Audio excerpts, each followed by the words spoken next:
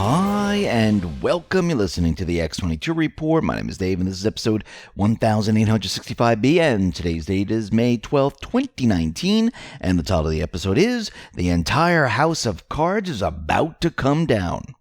Now, before I get started, I wanted to talk about the threats nowadays in America, especially with the caravans bombarding the border. One of the best things you can invest in for your home protection is a Patriot flashlight. And why not purchase one of the best flashlights on the market? It has life-saving emergency strobe lights. You can charge your phone anywhere, anytime, with a USB port. Other features include compass, rope, wire cutter, solar-powered recharging, high and low beam LED modes, glass-breaking hammer. Limited supplies last, and this is the very last chance you can get yours at a discount before they sell out. Purchase the best flashlight on the market and get 20% off when you use the code X20. Let's get into the economic collapse, political and geopolitical news. Now, what we are watching the warm-up. We're watching the entire house of cards come down. And Trump is pulling one card at a time. And when he has enough cards pulled, the entire thing is going to collapse. And we're already seeing signs that the deep state, they are panicking and they're trying to cover for everything that they did. Now, what's very interesting is that we know Roger Stone, his home was raided and CNN was there and it was caught on camera, and this was a show for the people to show that Mueller was really going after these people. And this is why Q continually tells us to enjoy the show. But Roger Stone is doing something very interesting because now he's defending himself. And Q has always told us, what's the best part when they press charges against someone? Discovery. So Roger Stone right now, in two separate court filings, is challenging the Department of Justice to produce evidence of their predicate claim the Russians hacked the DNC server. I mean, discovery is a beautiful thing. The first filing is a motion to compel and request the Department of Justice to provide unredacted documents to support their framework of evidence that Russians hacked the DNC. The second filing is a motion to suppress any downstream evidence extracted by the use of search warrants built upon the predicate claim of Russians hacking the DNC. In essence, Roger Stone is challenging the U.S. government to prove the DNC was hacked by Russians. And further, he is refuting the validity of the FBI using a private organization, CrowdStrike, as a valid investigative determinative body. So if the Department of Justice and FBI are independently certain Russians hacked the DNC server, there should be no issue in providing the evidence toward that claim. It'll be interesting to see how the Department of Justice responds and how the judge rules on the responsibilities of the FBI. Now, Judicial Watch is out there, and they just filed ethics complaints over Representative Adam Schiff's contacts with Glenn Simpson and Michael Cohen. They announced and filed an official complaint with the Office of Congressional Ethics about Representative Adam Schiff's controversial communications and contacts with two congressional witnesses. The complaint asked that Representative Schiff, who is the new chairman of the House Intelligence Committee, be investigated in connection with recent revelations that he met with Simpson in Aspen, Colorado in July 2018, and that he and his staff coordinated with Michael Cohen on Cohen's recent testimony to congressional committees. Cohen's testimony is alleged to be false in several important respects. So we can see that Judicial Watch is going after Adam Schiff. Now, Comey, he was out there on CNN and he was giving a talk in this town hall event, and I believe it was last Thursday. And Comey recounted the alleged details of a February 8th, 2017 meeting inside the Oval Office. He stated the following. And so the next time I was alone with him, and he told something that was absolutely false, which was very, very important. He was saying in the Oval Office, a torrent of words coming at me. I remember the day, February 8th, 2017. A torrent of words. And among the words were his saying, we are the same kind of killers that Putin is. He was defending his moral equivalency between us and Putin.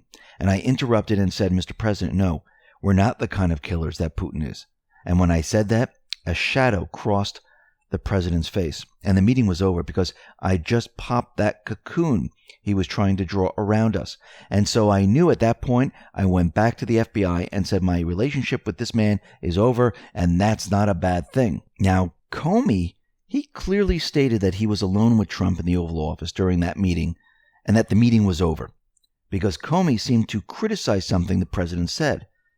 And the meeting was over because I just popped that cocoon he was trying to draw around us, Comey claimed.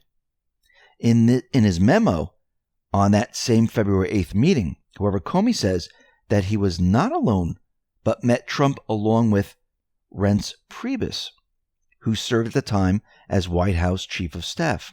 Reince stayed, Comey wrote in the relevant memo, seated to my right as I sat in a chair facing the president, he said, referring to Priebus.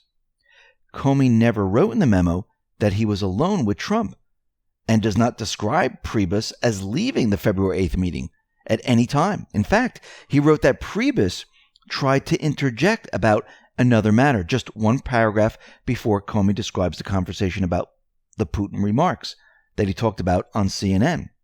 So something doesn't match here, and it looks like Comey is getting caught up in his lies.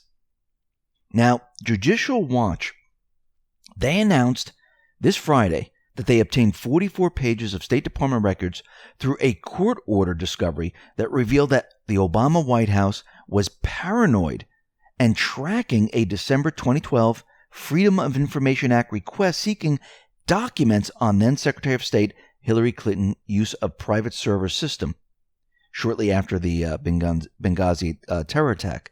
In January, a federal court ordered discovery on Hillary Clinton's emails and Benghazi scandal. Judge Royce Lamberth ordered top Obama and Hillary officials such as Susan Rice, Ben Rhodes, and other state and FBI officials to answer Judicial Watch's question under oath. Judge Lamberth said Hillary Clinton's private email system was one of the gravest modern offenses to government transparency. And this is via Judicial Watch.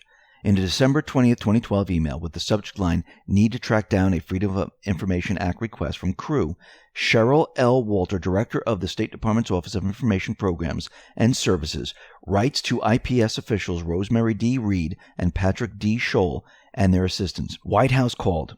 Have we received a Freedom of Information Act request from Crew, Citizens for Responsible Ethics in Washington, on the topics of personal use of email by senior officials? Apparently other agencies have. If we have it, can you give me the details so I can call the White House back? I think they like it on quick turnaround. Thanks, Cheryl. In the same email chain, Walter on December 20th, 2012, also emailed Heather Samuelson, Clinton's White House liaison, describing the Crew Freedom of Information Act request. Hi, Heather. Copy attached. It was in our significant weekly Freedom of Information Act report that we send to L and S/ES also. Do you want us to add you to the list? It's a subset of things like this, that we think likely to be of broader department interest. More detail below, RE, this request. As a practical matter, given our workload, it won't be processed for some months. Let me know if there are any particular sensitivities. If we don't talk later, happy holidays, all the best, Cheryl. Cheryl, the request is assigned case number, gave the case number. It was received on 12/6/2012 and acknowledged on 12/10/2012. The request is assigned for processing. On January 10, 2013, Walter writes to Samuelson that she is not including personal accounts in the Freedom of Information Act request search. Hi, Heather. Did you ever get any intel, RE, what other agencies are doing, RE, this Freedom of Information Act request that seeks records about the number of email accounts associated with the secretary, but isn't specifying personal email accounts, so we are interpreting as official accounts only. We are considering contacting the requester to find out exactly what it is they are looking for. Do you have any concerns about that approach? Soon afterward, Samuelson responded, White House counsel was looking into this for me. I will circle back with them now to see if they have further guidance. These documents suggest that the Obama White House knew about the Clinton email lies being told to the public at least as early as December 2012. And this is coming from Tom Fitton. A federal court granted Judicial Watch discovery into the Clinton emails because the court wanted answers about a government cover-up of the Clinton emails. And now we have answers because it looks like the Obama White House orchestrated the Clinton email cover-up. Tom Fitton tweeted out, at Judicial Watch, records obtained in court-ordered discovery reveal Obama White House tracked Freedom of Information Act requests for Clinton emails. Joe M. tweeted out the following. The Obama regime was nothing but a gatekeeper for the corrupt deep state cabal to fleece our country with impunity. We have no functioning justice system if he is not put on trial for crimes against the Republic. And that is absolutely true. Now, if you notice that all this information is continually coming out, and everything that the deep state, the central banks, have done over the many, many years, it is all falling apart right now. And people are starting to question all this. Guilianni was saying that he was going to take a trip up to Ukraine to push the prosecutors up there to continue their investigation into Biden. Now, Guilianni, he is actually not really going to Ukraine. He says, I'm not really going up there. I just said we were. Now, I believe this was done on purpose. So the question is, why would Guilianni and Trump say, yeah, I support him. He should go up to Ukraine. Why did Guilianni say, yeah, I'm going to go up to Ukraine? Because they wanted these individuals to try to cover up what they were doing. This is how you create fear. And the cover-up is always worse than the crime because you get caught by covering up, and then it leads back to the crime. And we can see that Guilianni, by saying he was going to Ukraine, the mainstream media went crazy over this. I mean, if you look at CNN and the rest, they're saying, whoa, this is election meddling. And of course, Guilianni is saying, this is not election meddling. We're going up there to find out what that whole investigation was against Biden, against Clinton, against Obama. What was going on there? And the mainstream media fell right into the trap. This was disinformation. And now it's all out there that Guilianni was going up to Ukraine to find out something about Biden. People are asking questions right now. He's bringing it out into the open. And the mainstream media fell right into this trap. And then he came back and said, listen, I'm not going to Ukraine. There's nothing going on here. But I wonder what is happening out in Ukraine with that investigation. So we can see that this was a complete setup. And now people are asking questions. This is how you bring this out into the open. Because normally, the mainstream media wouldn't report, oh, look, there's something going on with Ukraine, with Biden. But now they're having to explain what happened with Biden and Ukraine. Now, of course, they're spinning it in their own way, but it's out there. Now, Rudy Giuliani, he's saying that, listen, there's going to be a constitutional crisis, just not the one the Democrats think. He tweeted out the following. The threat to the system comes from the 4 or 5 Dem hearings disguised as oversight. They deny they are impeachment, so they are then investigatory to supplant Department of Justice, FBI, IRS. It violates separation of powers, executive branch enforces, law not legislative. Also, the 4 hearings create massive overlapping document and witness demands. The responses take enormous time away from the time to govern. The failure to discipline the intrusions with 1 hearing and focus requests for any new information, if any, proves its harassment. And there is going to be a constitutional crisis. Think about when the public hears about treason. I know Trump has been tweeting out treason, talking about the witch hunt, talking about that Hillary should be in jail. But think about it when the truth comes out and we have the Comey memo, the D-class, the OIG, the sealed indictments becoming unsealed, and people start to hear about treason and what they were doing. There is going to be a constitutional crisis, but it's not the one the Dems are talking about. Think mirror once again, and they know this. Trump has been tweeting out a lot because he is prepping the entire country for what is coming. The Democrats have nothing, just want to distract from this president. The FBI was not doing its job. The State Department was covering things up every day for Hillary. At the end of the day, They're fearful of what they did and should be fearful. This is a tough president who is willing to have the battle. And we have a great attorney general who's willing to lead the battle, and they're going to get to the bottom of it, letting everyone know that the D-class is coming. The investigations are going to be coming out because he's going to get to the bottom of how this all started. And it started illegally. Remember, they all knew about the dossier way before they used it to get the warrant, and they knew it was fake. Trump continued, "Think of it, I became president of the United States in one of the most hard-fought and consequential elections in the history of our great nation. From long before I ever took office, I was under a sick and unlawful investigation concerning what has become known as the Russian hoax. My campaign was being seriously spied upon by intel agencies and the Democrats. This never happened before in American history. Or has it? And it all turned out to be a total scam, a witch hunt that yielded no collusion, no obstruction. This must never be allowed to happen again." So he's setting the stage right now. And James Baker, which we talked about on Friday, he was at the Brookings Institute giving an interview, and it looks like he's a little nervous about the upcoming Department of Justice Inspector General report. This is what he said. Former FBI General Counsel James Baker admitted on Friday that he is nervous about the Department of Justice Inspector General Michael Horowitz's investigation into the conduct of the Department of Justice and the FBI during the Trump-Russian probe. He's a little bit nervous because he's already testified and he already knows what is coming.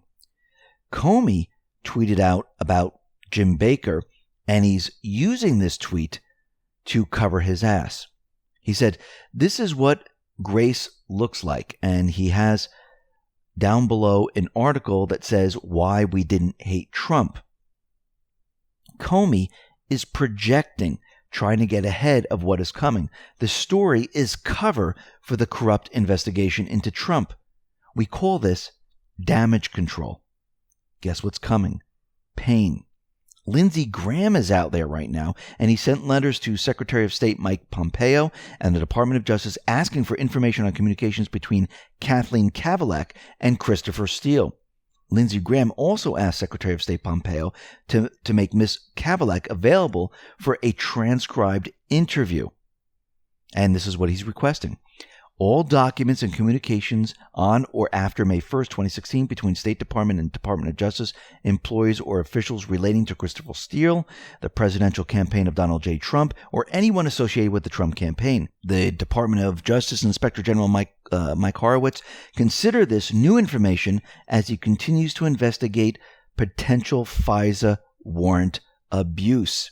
Remember, the Senate was the key, and the Senate was going to handle a lot of these investigations. And as you can see, this is what they're doing. They're bringing a little bit out each time to get the American public used to this. At the same time, what does the mainstream media have to do at this point? They have to try to get ahead of this, or they have to try to spin this. So they're working overtime trying to figure out ways to cover for what is coming. But it's not going to work because the facts, the truth, are with Trump, with Barr, with Huber, with Graham. And it's going to be impossible to stop. It looks like Ben Carson, who's the director of HUD, he has come out and said, listen, illegals will no longer qualify for free housing paid for by the American taxpayer. The Trump administration on Friday moved forward with a proposed rule to make it harder for illegal immigrants to access federally subsidized housing. And this is the latest crackdown by the administration. So they came into the country illegally, and they were able to get a home, and the taxpayers were flipping the bill. They weren't even here legally. Remember, they're here illegally. They jumped the border. And these individuals were moved to different cities. And now it's all being shut down. Why do you think they were doing this? Think about it. If they brought all these illegals in and they gave them free health care like Biden says we have to do, no, we don't. They're here illegally once again. Give them free housing. Who are they going to vote for? Who are they going to support? I mean, that's one part of the agenda. Why do you think they were doing it? We see that Trump was asked the question, do North Korea's missile tests, is that a breach of trust? And he says, no, these are short-range missile tests. Very standard stuff. And it doesn't violate anything. And I do believe that they're still working together. And the mainstream media, the deep state, they're trying to push that North Korea is going crazy and they're going to be attacking us with their nuclear weapons.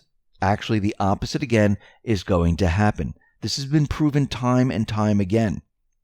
Now, something very interesting. Out in Alabama, we see the FBI had a search warrant and they found a makeshift military-style obstacle course belonging to a small group of terrorists led by Siraj Wahhaj, who owned the property up a long dirt road in Alabama. Now, this property is very similar to another compound in New Mexico.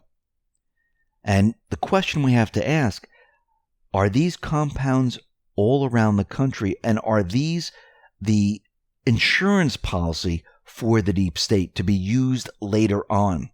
Because we're getting word that there are many other compounds out there just like this, all around the country. And I wouldn't be surprised if the deep state had these different compounds where they were training individuals as their doomsday insurance policy when everything completely fell apart. And it's starting to look that way. And what we are seeing now is that Trump is removing one card at a time from this house of cards. And the mainstream media, they are scrambling to explain why all this is. We have Comey, Baker, and the rest. They're all out there trying to cover up what they did. They're trying to spin it, and they're trying to make it seem like nothing happened. And they're all out there panicking. This is what panic looks like. Remember, these individuals are never going to come out and admit to what they do. Even when they're on trial, they will never, ever admit it. They will always deny and lie. This is the way the deep state works. If you get caught in one lie, you use another. That's why you need facts. That's why you need truth. That's why you need the documents that they signed off on. And you have to show that they knew that this stuff was fake way before they went for the warrants. And that's what these investigations are all about. I mean, these are about a lot more, but this is what they're doing right now to show that they have been lying. And they're going to try to lie to cover up their lies. But it's not going to work because when you have facts, all the lies in the world cannot cut the facts down. It's impossible. So the house of cards, it is about to come down. Listen, everyone, thanks a lot for listening. Be well, be safe, and especially be prepared. Thanks a lot.